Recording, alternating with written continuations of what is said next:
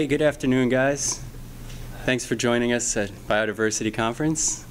Hope you've all got to enjoy yourselves with the other attractions we have outside. Please silence your cell phones as we're recording right now. Our next speaker here, Mike Kauffmann, he teaches math and science at Fortuna Elementary, and he teaches a class on science education here at Humboldt State. He recently published a book, Conifer Country. It is a natural history guide to the Klamath Mountains, which emphasizes conifer diversity and has some really cool hiking trails and some hiking trips you can find in there. We really encourage you all to buy a copy afterwards. He'll be signing copies at the table out front. His website is really cool too, conifercountry.com. Has some similar information. So with no further ado, Mike Kauffmann.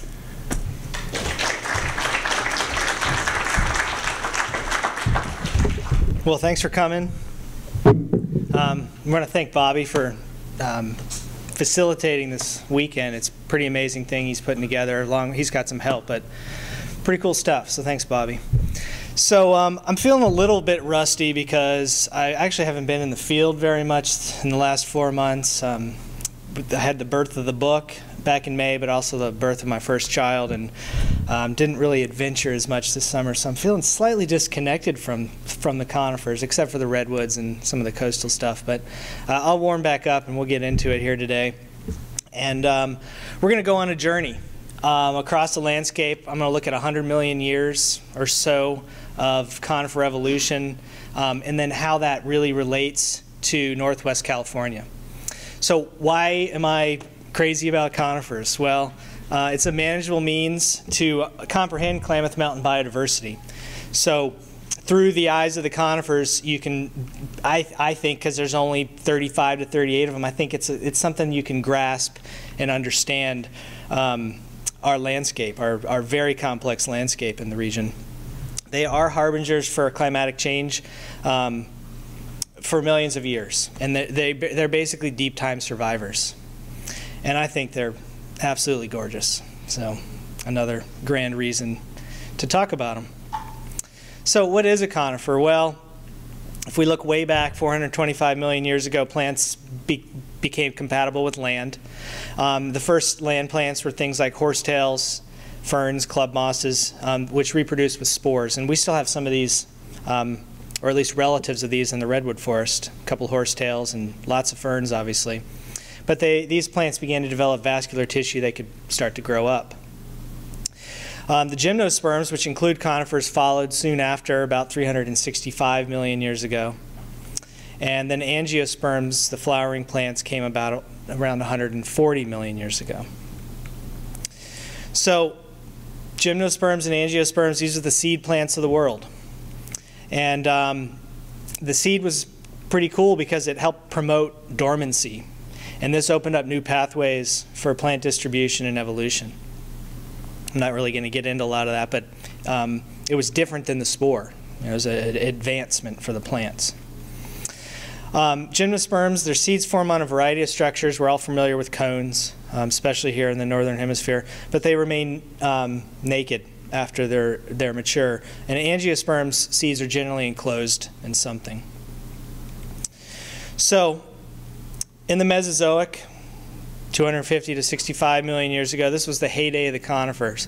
There were 20,000 species or so that evolved across that time. But about 65 million years ago, somewhere 100 to 65 million years ago, angiosperms began their adaptive radiation. For various reasons, the planet warmed, grasses became compatible with certain animal species, grazing mammals, things like that. And angiosperms established in the low to mid latitudes, which they still dominate today, and they began to co-evolve with various animals, specifically with pollination, and then also with seed distribution. So concurrently, in the last, say, 65 million years, gymnosperms have declined to only about 1,000 species left on Earth, and angiosperms have expanded to over 300,000. It's probably way more than that. So they're in a lot of ways, gymnosperms are relics. They are sort of a dying breed, so to speak. And this decline of gymnosperms and concurrent expansion of angiosperms is really one of the most significant phytogeographic, meaning distribution of plants, processes, distribution over space and time in the history of plant life on Earth. So, if we look at what's left on the planet, we have 4 extant divisions of gymnosperms. There's cycads, which are mostly tropical. There's about 250 species, so about a quarter of the remaining gymnosperms are cycads. There's these crazy things called gonadophytes, and we're familiar with, we may be familiar with the ephedras of the California desert. I think we have 7 or 8 or 9 species in California, only about 70 worldwide. The ginkgo, there's only 1 species left, native to the mountains of China. Obviously, if you're familiar with landscaping, they're somewhat popular in North America as a landscape plant. There's one in front of the Natural History Museum, as a matter of fact. There's probably a few more on campus. And then the conifers. There's about 630 species, and this is going to be our focus today, not all 630. So, conifer wow. A couple more things to really wow you here. They're exclusively wind-pollinated, except for one. It's called a welwitschia in Africa. There's an insect that pollinates. But everything else, the other 999 or so species, are totally reliant on wind. They often grow where soils are suboptimal. Now, we live in an exception here in the redwood forest. The soils here are, well, for the most part, pretty nutrient rich. So there's a little bit different story going on here coastally. But higher elevations and other places across the west, suboptimal conditions. Most conifers, or I think all conifers, have a mycorrhizal relationship with fungi, but this is something that's poorly developed or absent in many angiosperms. So that kind of helps, especially on these poor sites. It helps the conifers be able to fix nutrients and whatnot. And generally, conifers are restricted to higher elevations and latitudes, the exception being, like I said, coastally here in the temperate rainforest.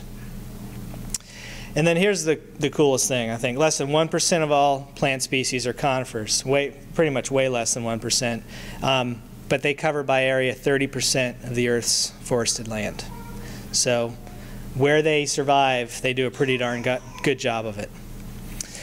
And some serious conifer wow for California. We have the largest, tallest, and oldest living thing. It's all conifers, and they all grow in our state. And we get to hang out underneath one of them right here in Humboldt County.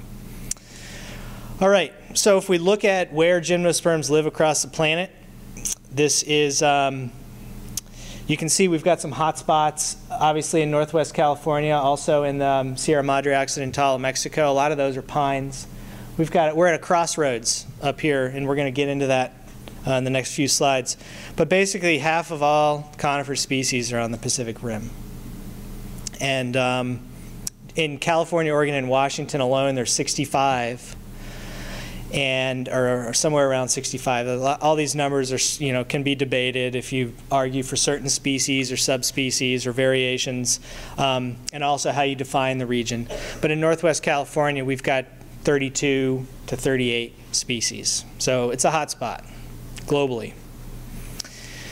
So conifer families of the world, just to kind of you don't really need to read what these are because I'll get into it. But if you see just globally how things are distributed, we're going to focus on these top 3 because these are the families in Northwest California and the Klamath Mountains: Pinaceae, Taxaceae, and Cupressaceae. So the pines, firs, hemlocks, larches, yews, cypresses, junipers, redwoods. And you can see that pines and, if we zoom in a little bit here, pines and yews are exclusively northern hemisphere. There's a few exceptions where they get south of the equator in the South Pacific. And Cupressaceae are the most widely distributed family of conifers in the world. They pick out certain spots in that southern hemisphere that they still do well. So we're going to look at these conifers and how they fit into the landscape of the Klamath Mountain region. This is I believe this picture is where the holy grail of conifers are in Northwest California, probably my favorite place in the world. This is the Siskiyou Mountains. My son's middle name is Siskiyou. I love it so much. It's where I fell in love with my wife and where I fell in love with conifers. So this is the Siskiyou crest in the Siskiyou Wilderness, and that peak in the background is Preston Peak, which you can see when you take off from our airport. It's always my favorite. Get the left side of the plane. You can kind of, when you're flying to San Francisco, you can see it out there in the distance. So. All right, so here's the Klamath Mountain region as I define it based on rock type. Southern tip is down here in the Yolobole, North Yolobole Peak. This boundary from North Yolobole all the way up to Wichipec is South Fork Mountain, which we can see from out in the dune forests if you look back to the east. And then it extends all the way up north of Grants Pass. Actually, that's way north of Grants Pass, the Umpqua Basin and whatnot, up into Oregon. But if you look around this region, you see that it's a melting pot of the Cascades, the Modoc, and the Great Basin, the Central Valley, the Sierra Nevada, and the Coast Range. So we're really at this crossroads here in the Klamath Mountain region. So there's a central location, as I've said, along the Pacific slope, and that has allowed species over millions of years to also be able to travel up and down that slope as climates have changed. And it's this habitat mosaic, as I've mentioned, and all of these biotic regions help define the Klamath and the flora. There's also this interesting complex soil. This is just one example of this, but we have serpentine soils, serpentine geology, and I go into some gory detail in my book, and there's other great books out there that explain this, but it allows for this evolution on microsites. So certain conifers, certain flowering plants get on this soil. Other species don't compete very well there, and they flourish a little bit better than other species, and they evolve oftentimes into new species on these substrates. And this is the case for a few conifers. There's also complex climatic conditions. It's historically been moderate, but we also have this varied landscape that creates these microsites for plant evolution elevationally, latitudinally, and longitudinally. Specifically, if we look out here in the Scott Mountains near Mount Shasta, you can see that there's a significant amount of rain that is deposited there, and there's certain species of conifers that, specifically the Port Orford cedar, that survives right here, and then it survives all the way along the coast up to Coos Bay. So it's got this disjunct population because of these climatic conditions. So this is, you can download this from my website, but this is a little schematic that I made that I had a lot of fun doing. It really helped me to picture what's going on. But if you look here, it's kind of a cross-section from Crescent City to Redding. So if we start on the coast, obviously we were familiar with the redwoods, the hemlocks, and the Sitka spruce, but as you begin to move west, things dry out a little bit. And on the west slopes of the Siskiyous, species such as Port Orford cedar survive. At the high peaks of the Siskiyous is a southern range extension for Alaska cedar. We'll look at some pictures of that in a little bit. Then you have this dissected terrain of the Klamath Mountains and the big areas in the central Klamath of the Marble Mountains, Russian Peak, Trinity Alps. And as things dry out, pines begin to appear. High elevation pines like foxtail and whitebark pine live at the tops of these sky islands. And we also have some endemic species like the Brewer spruce, as well as the Port Orford cedar, that have a pretty restricted range now in the region that used to be much more widespread. So little schematic to give you an idea of this varied landscape and how these plants have really fit very specific sites within that landscape. All right, so on my website, I have the handout, and hopefully there was enough for everybody. If not, I put a little, if you're way into your little mobile devices, you can download these as well and all this other stuff. But we're going to take a look at this table to begin to paint this picture, and we're going to look at 7 or 8 of these species specifically with some range maps and see how they help define the region. So on the right side, I've got the geographic distribution of 32 of these conifers. You notice those little arrows there, and that is a graphic to help you show, or to help you see whether they're at the southern extent of their range, the western extent of their range, the east or the northern extent of their range, or if they're just, common across western North America. So 16 of the 32 conifers in the region are either at the northern, southern, or western extent of their ranges, which I think is pretty darn cool. So it's this ancient meeting ground, really. It's a place that these plants have found the perfect little niche that sort of mimics where maybe they're more common in another area. And then if we look at the endemics, we have 3 near endemics. The Brewer spruce is endemic to the Klamath, and the Port Orford cedar and the Siskiyou cypress grow within the Klamath and on the fringes of the Klamath as well. So 3 of 32 conifers can basically be found nowhere else on Earth. And I think whatever this says to you, I think it's pretty cool, but 9 of the 32 reach a record size within the Klamath. So obviously 3 of those are the endemics, so that data is a little skewed, but at the same time, it's pretty cool that the conditions here help some really darn big trees to grow. So the region has 3,500 species of vascular plants and up to 38 species of conifers. And that's why I think conifers are a manageable means, because it's really hard to learn 3,500 species. All right, so we're going to focus first on the pines. And obviously the pines make up a large percentage of our conifers. And I think that by looking at their story, it really tells the story of a lot of the other species that are around here. So I've also included a cladogram on the backside of all the pines in the world and made some little marks on it. Nerd out on it if you want, but I just decided to throw it on the handout because I'm a teacher and I like visuals too. So, but we're going to dig into a few of these sections and subsections of the pines. But first I want to look at the world biogeography of pinus. So pinus are ponderosa pine, anything that has a pine cone that we're familiar with, and we'll look at a few pictures soon. But here's the world distribution of pines. There's like one spot south of the equator that one pine grows. I forget what it is. Basically, they love the northern hemisphere. And that's because of some deep time evolution. So they arrived in the mid-Jurassic about 175 million years ago. But now currently there's depending on who you talk to, about 111 species. And that's half of the species in Pinaceae and 20% of all gymnosperms.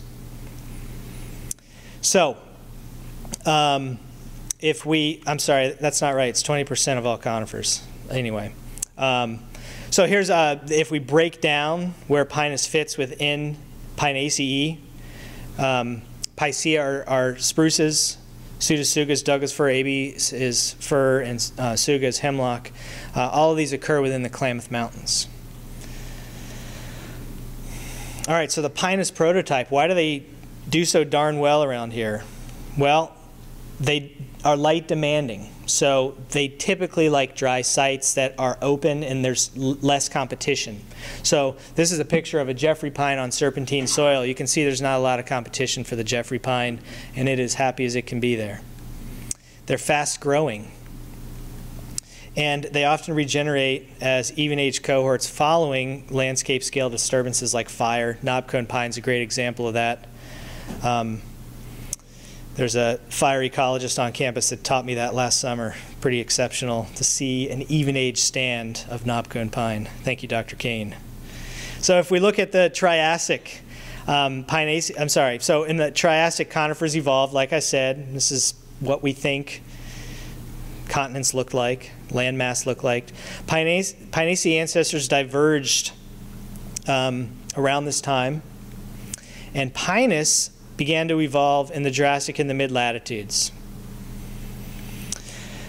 The earliest known pine was around 130 million years ago, somewhere in those mid-latitudes. So it sort of has this genetic stock that likes this subtropical sort of environment.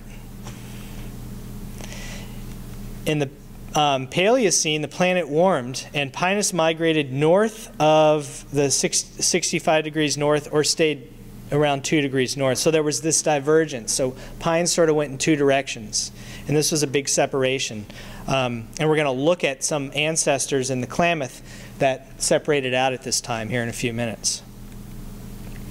In the Eocene, there was another warming, several more warming periods. And there was, in the Eocene, at certain periods, there were no deserts, tundra, or polar ice caps, and the subtropics went all the way up to 70 degrees north. And there was also this interesting population that popped up in what would soon become the Rocky Mountains, which led to my favorite group of pines. And we'll see that here in a few slides. In the Oligocene, there was decreased rainfall 35 million years ago and increased seasonality with fluctuations of up to 25 degrees Celsius in a year. So that's going to sculpt some pretty hardy plants, like the conifers. It's going to help some of those conifers. And there was a complex climates going on, the ice sheets, volcanism, mountain building, and this led to radiation of pine. So if a mountain range pops up, a pine could potentially settle in that area and become restricted and lead to a new lineage. So, whoops, I thought something was going to pop. The Miocene, there we go. And most modern pines can be traced to ancestors in the Miocene as climate warmed but stayed dry. So, just a quick summary, and we're going to dive into the Klamath here. Angiosperms favor, in general, high nutrient sites. And gymnosperms have this tolerance for poor soils and extreme conditions. And the angiosperms themselves favor high nutrient sites for many reasons, including increased net photosynthetic capacity over the tougher leaves of the conifers. Conifers invest a lot more energy in those needles than most angiosperms do. There's always exceptions, but. All right, so evolutionary limits. There's patchy distribution because of habitat types. Pines can tolerate a broad range of environments from subtropics to subalpine because of that divergence over the last 40 million years or so. And then Pines and Rappaport's rule. This is pretty interesting. Lower latitudes, there's just more competition. There's like 10,000 species of plants in certain areas around the equator. So there's just more competition for pines. So therefore, pines and most species in general have smaller ranges closer to the equator. And pines are, of course, going to be restricted to the higher elevations near the equator. In the mid to upper latitudes, though, pines have a much wider range. If you think about lodgepole pines across Yellowstone, as an example. And they therefore became better dispersers due to climate fluctuation. So as glaciers pushed the lodgepole south, they were then trained to be able to spread back as those glaciers receded. And the Klamath then has representatives from all these evolutionary lineages. We have broad swaths of certain pines like ponderosa pine forest in certain areas, but we also have very restricted mountaintop sky islands with whitebark pines. And then the Pleistocene to the Holocene, we're going to look at how the subsection Contorta, which is, we're familiar with the lodgepole pine, fits into this, this evolutionary happening, so to speak. So at some point, there was a migration north after the glaciers retreated, and the subsection Contorta sort of spread out. Some of them went east, some of them went north, some of them went west. And if we look in Florida, there's Pinus clausa, which is a relative of our lodgepole. In Virginia, or in the Piedmont area in the southern Appalachians, Pinus virginiana. Pinus banksiana spread out across Canada, and it actually hybridizes with lodgepole up here in Canada. And then we were left with Pinus contorta. Now, it's quite a complex story about Pinus contorta in the West, and it's argued, are certain examples that we find subspecies or variations. So let's look at what could have happened at the end of the Pleistocene. This is my little graphic to illustrate. So let's say Pinus contorta was spread out in these areas at the end of the Pleistocene. The Ice Age ended, they moved back north, and this is what we have today. So if we look at subspecies contorta lives along the coast, and we'll zoom in on Northwest California here in a second. And then we've got the Sierra lodgepole pine, which meets the Rocky Mountain lodgepole pine somewhere in northern Oregon. But you'll notice even down in Sierra San Pedro Martir, there's still a little relic population. So that says that these trees were definitely further south than they are today. They've moved north. So if we move in on Northwest California, we'll see a very complex story going on. Down in Mendocino County, there's these cool pygmy forests. If you've never been down there, Hans Jenny Pygmy Forest is really a cool spot to go. There's a cypress there as well, the pygmy cypress. But there's this variation of lodgepole that grows on these soils that are really compacted, and it's hard for the roots to get down in and get nutrients. If we get up near Humboldt Bay, I hope everyone's been out to the Malheur Dunes since they've opened up the new trail out there. Absolutely spectacular beach pine forest. If you haven't been, it's your homework. Get out there. And there's these small pockets of the beach pine all the way up into Del Norte, which is where the Sierra lodgepole pine in the Klamath Mountains sort of meet here in Del Norte County. And this has been historically referred to as the Del Norte Mystery, because the pines up in the Smith River National Recreation Area, the lodgepole pines, they don't really look like either one. They're somewhere in between. So it's probably a hybridization bridge between these two populations. But you can see these isolated pockets of lodgepole. There's big swaths of them up here in the Scott Mountains. If you've ever been up on the Pacific Crest Trail in that area, you walk through extensive lodgepole pine forests. But the further you move to the west, the more restricted and smaller these populations become. Here's some examples of what these, this is the Sierra lodgepole. This is taken in the San Gabriel Mountains of Southern California.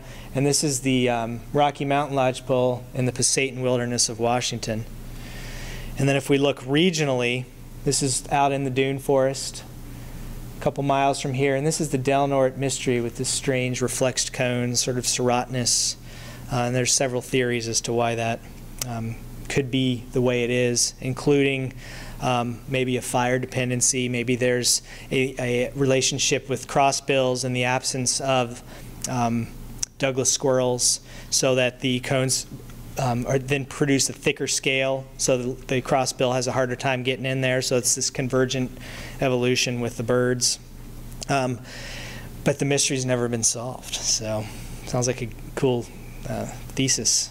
If you want, somebody can talk to me about it. So anyway, let's look at this back in the Eocene, this group of pines that evolved in the Rocky Mountain region. And this is the section Paria, which includes the pinyon pines and the foxtail and the bristlecone pines. So here's a little phylogenetic breakdown of those, and we're going to just look first at Balfourianae, which is the Rocky Mountain bristlecone, Great Basin bristlecone, and the foxtail pine, which we have in the Klamath Mountains. So again, let's say the end of the Pleistocene. This is my little theoretical drawing.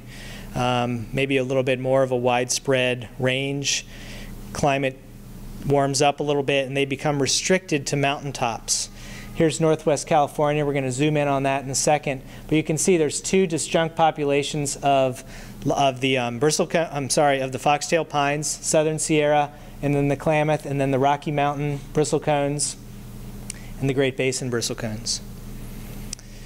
So if we look at Northwest California, not too many populations left. There's some extensive stands in the high elevations of the Trinity Alps. If you've ever been up Thompson Peak or some of the highest peaks in the Alps, you've seen them. There's also some really cool stands in the Red Alps up out of Trinity Center. The southernmost populations are in the Yola-Boles.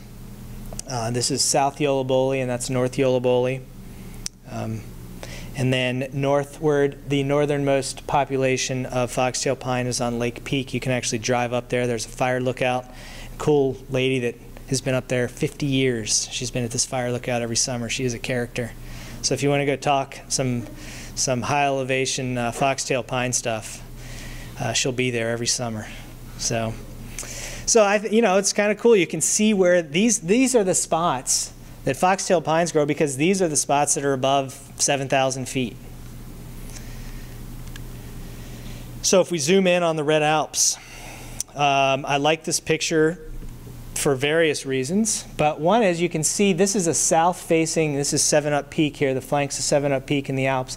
This is south-facing serpentine, and it's covered with, well, not covered, but peppered with foxtail pines.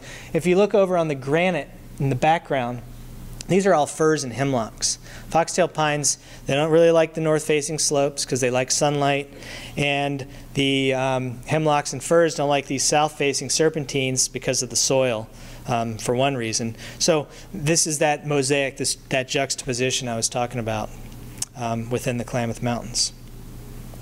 This is in the same area. This is above Stewart's Fork, and I love that tree. So. If we look at the southern Sierra Nevada, things look a little bit different down there. The peaks are all pretty darn high. This is the Mineral King region. This is actually up near Alta Peak. Last summer, this was, I think, middle of June, and I got snowed on up there. So it was a little bit different summer last year. A lot more snow in the Sierra. So they're just slightly different. That's why they're subspecies of each other. So then if we look at the lineage of pine that comes from this, in the Eocene being isolated in the far north, we've got several representatives in Northwest California, with Pinus lambertiana, which is the sugar pine, and Pinus albicollis, and Monticola. Albicollis is the white bark, and Monticola is the western white. Here is the range of Pinus albicollis. And this is the species that is becoming threatened every year as climate changes, especially in the Rockies. Vast swaths of these trees are dying because of bark beetle infestations. Maybe a little bit of white pine blisterus, which is also an invasive species, so to speak. And then in the Klamath, you can see we've got a few little pepperings of white bark pine, and they extend south into into Kings Canyon in the Sierra. So if we zoom in on Northwest California, these are even rarer, more rare than the foxtail pines. There's a little population up on Box Camp Mountain. They do pretty well over near Mount Eddy. This is along the Salmon Mountain crest in the Russian wilderness. And then they like the high Alps, as do the foxtail pines. But really, they're not synonymous with foxtails. Whitebarks need even a little bit higher elevation, 7,500 feet or above. This population on Box Camp is only 7,300 feet. And we're going to take a look at a couple of pictures from last summer, or 2 summers ago up there. I guess it was last summer. So here's the summit. This is a really nice, healthy tree, south-facing slope. It's mixing in with some foxtail pines. This is the Boulder Peak area. Over the hill from there is Etna. But if we turn the other direction, there's a lot of mortality of these whitebark pines. And this is the only, I believe I've been to all the populations of the whitebark, and this is where I've seen the most mortality. There were a lot of these trees had passed away in the last few years, maybe even a little bit more.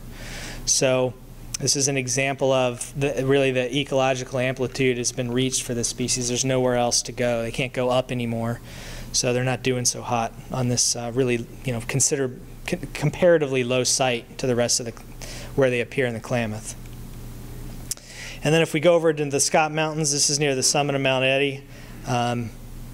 Trees seem to be doing pretty well. Beautiful windswept giant bonsais, I like to say. So then we'll look at one last group of pines that evolved more in the subtropics.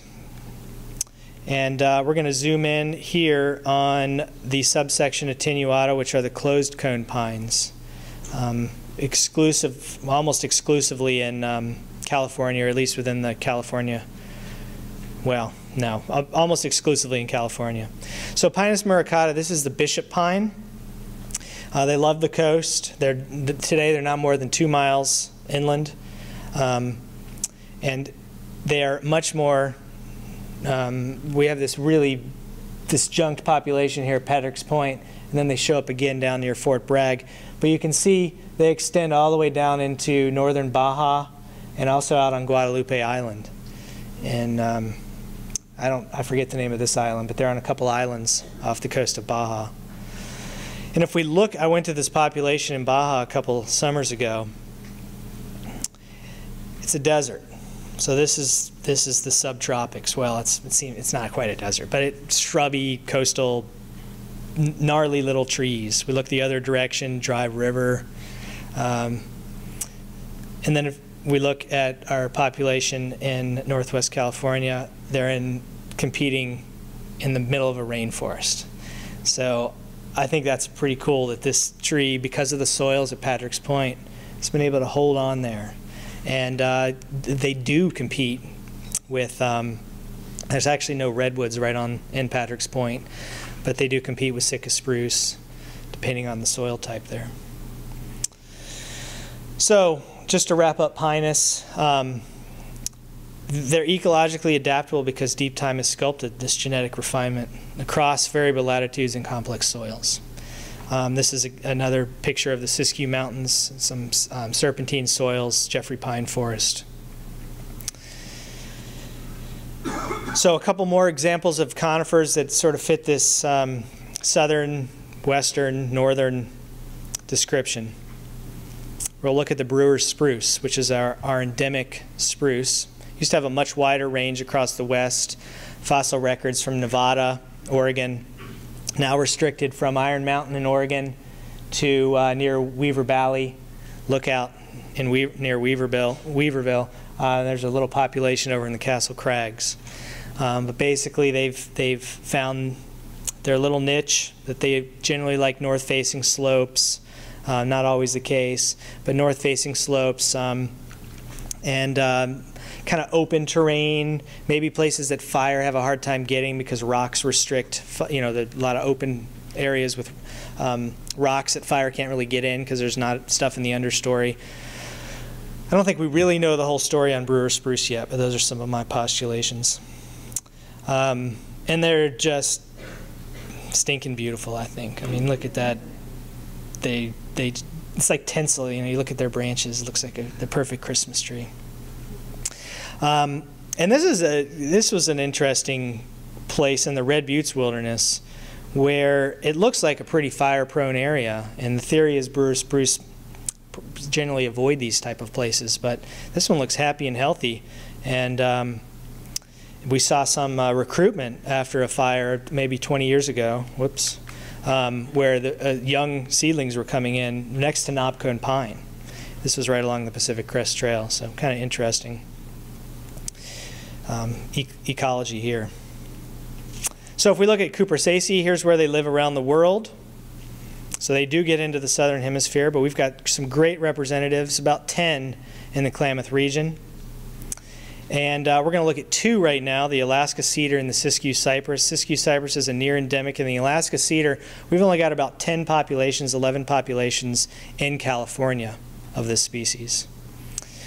So here's its range. There's also a couple disjunct spots. This is the Aldrich Mountains of eastern Oregon. But you can see we're pretty disjunct down here in the Klamath. So let's zoom in and let's see where they live. The southernmost stand is near Elk Hole, which is at the end of the Go Road up out of Orleans. Populations near Summit Valley. This is the Devil's Punch Bowl area. If you've ever, that's a pretty popular hike. You can see them around both lakes. They do really well around Preston Peak. And then a couple of scattered stands with the right habitat in the northern Siskiyous. And these are all populations. I actually found 4 of these over the last 5 years. So we still don't know a whole lot about Alaska cedar in the Klamath. If we look at this Kangaroo Peak population, which I found last summer, this is it. This little teeny pocket. It's north facing, stays cool. This is kind of out near the Applegate. This is the headwaters of the Applegate River in the Red Buttes. So it's an outlier, and we need to watch these things because who knows, that's really a small population. So who knows what could happen. I know there was a fire that burned out. This is Kangaroo Peak up here in the background. The Hello Fire was burning around Kangaroo Peak. But just looking at the habitat around this, they're probably protected from fire because of all that rock. But who knows? Something to keep an eye on. Here's the range of the Baker cypress in Northwest California. You can see this is probably, well, besides Pacific silver fir, this is our rarest conifer. Only on Serpentine, with the exception of a few trees around Miller Lake. And if we zoom in on the largest population, this is the Syad-Baker Botanical Area north of Syad Valley. Red buttes in the background. They do really well here. They're very extensive across the landscape, but there again, they're stuck on the Serpentine, so to speak. And that's what the cones look like. And then lastly, the Taxaceae. There's 2 species in the Klamath region. One of them is probably technically not in the Klamath, the California nutmeg, which is endemic to California. We're going to look at the Pacific yew, which across the west has a pretty extensive range. And then you'll also notice within the Klamath has a pretty extensive range. We'll zoom in on that Klamath area. Well, I guess we'll look at the map here in a second. The yew is different because it produces its seed within this berry-like structure called an aril. There's 1 seed per aril. And it's debated a little bit whether or not it's actually in a conifer, but in with the conifers. But for all intents and purposes, it looks like a conifer, and it acts like a conifer. So I've got it in with the conifers. Here we have it in Northwest California and Southwest Oregon, and favors stream beds at lower elevations, but it also favors some of the higher peaks. So if we zoom in on Preston Peak, on the summit of Preston Peak, this is a yew, it's still alive. And into the summer, they tend to get desiccated like this because of intensity of the light. This is a south-facing slope. But it's prostrate, it's growing across real mat-like up in the high elevations. And then if we look on the South Fork Trinity River, we got these big old, often single-trunked, sometimes multi-trunked specimens that grow, that like the riparian, keep their feet wet right in the water. So again, a little bit of variation in the ecology of the yew. So why did I write this natural history book? Well, because I believe natural history is in some ways a lost art, but it's also a primary component of our culture. And I think being a teacher, I've been an outdoor educator and teacher for almost 17 years, I guess, and I see less and less connection with the natural world. Students need, kids need, we all need hands-on experiences that are going to lead to these holistic perspectives. And I think that this book offers a chance to experience the wildest region in the state, a little bit of Oregon too, through the eyes of conifers. And it tells that deep time story. I'd like to thank John. John died last month. This book wouldn't have been anything without him. He's really the conifer guru of Northwest California, the Klamath Mountains. And I'd also like to thank the Redwood Science Project at Humboldt State, my advisor Jeffrey White, and the California Native Plant Society for helping me over the 8 years to write this book, to put it together. So I think it's great. I've gotten a lot of good feedback on it. People are taking it into the field. And they're having hands-on experiences, and we're learning about, I think, the coolest lineage of plants on the planet. So the HSU bookstore is selling them in the back there. It's also available in many stores locally.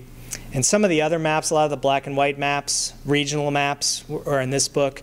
I'm hoping to have another book published next year, Conifers of the Pacific Slope, that looks at 65 conifers of California, Oregon, and Washington. And those are some of those other maps you were looking at. So check out my website and stay in touch. I guess I'll take questions, and I think there's a microphone that, because they're putting this on TV and stuff, so if you want to ask a question into the mic, I'd be glad to take them. Are the white barks in California dealing with canker rust like everywhere else? Yeah, there's a new paper that came out recently, and the bleakest look was in the Warner Mountains, which is in extreme northeast California, and probably they're struggling because in southern Oregon and the out in the Oregon desert and the high mountains out there, the bark beetles were able to sort of just make that jump down to the Warners. I'm not an expert on this stuff, but apparently the Sierra is doing okay, and it seems like the Klamath is still doing okay at this point. So it's just something we got to keep watching. And it seems to be that, and somebody can correct me if I'm wrong, but it seems to be that the major detriment is the bark beetle, not quite yet the white pine blister rust. Hey, Michael, great talk. Thanks. A lot of your work has been backcasting. And so if you look forward in time in terms of climate projections, what's coming up on your radar screen as some of the vulnerable conifers? For instance, we already know that Alaska yellow cedar in the northern part of its range is going through an extensive decline right now, Right. related to snowpack that's been dropping and late winter freeze exposure to the roots. Right. Redwood may be another one because of declining fog. But can you think of any other species that you would be concerned about? It sounds like maybe the pines are robust to these kinds of changes, but what about some of the other conifers? Anything coming up for you? Yeah, I went and saw that population of Alaska cedar in the Aldrich Mountains about 4 summers ago, and it's not doing well at all. That's the one that was way out, isolated by itself, and that sent up some serious red flags for me. I'm an optimist. I mean, I think in some ways maybe it's to my detriment. Well, I'm an optimist about conifers anyway. What I hope I see is this maybe refined genetic code of these Alaska cedars, because they're in these isolated pockets, and you figure they've been in these isolated pockets for a long time. So maybe there's this code that says, I can deal with it, it's a little bit drier. I can deal with it with a little bit less snowpack because I've been here so long in the Siskiyous. But maybe that's naive. I don't know. I wonder. I feel like maybe in the short term, 50, 75 years, the outlook's pretty good. Brewer spruce, I've heard stories. We got to plant them in southern British Columbia in the coastal mountains because that's going to mimic the Klamath in 150 years. But I went into the biscuit fire burn in the Kalmiopsis a couple springs ago, and large scale burn across the landscape, but there are these north-facing pockets where 8 Brewer spruce remained, and they'd always been there, and it didn't seem like any Brewer spruce had burned. So I hope the plants know what they're doing, I guess. So redwood's a whole nother mystery, and I look forward to hearing your talk tomorrow, Dominic, about that. Any other questions? All right, well, cool. Thanks for listening, and get out and explore.